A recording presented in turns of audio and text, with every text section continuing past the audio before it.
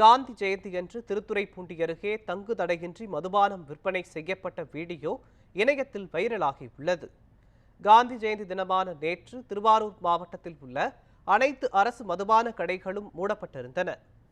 அதே நேரத்தில் திருத்துறைப்பூண்டி அருகே மணப்புரம் அரசு டாஸ்மார்க் மதுபான கடை வாசல் முன்பாக சிலர் தங்கு தடையின்றி படு ஜோராக மது விற்பனையில் ஈடுபட்டனர். மதுப்பிரியர்கள் அவற்றை வரிசையில் நின்று வாங்கி சென்றனர். இது குறித்த வீடியோ சமூக வலைதளங்களில் வைரலானது.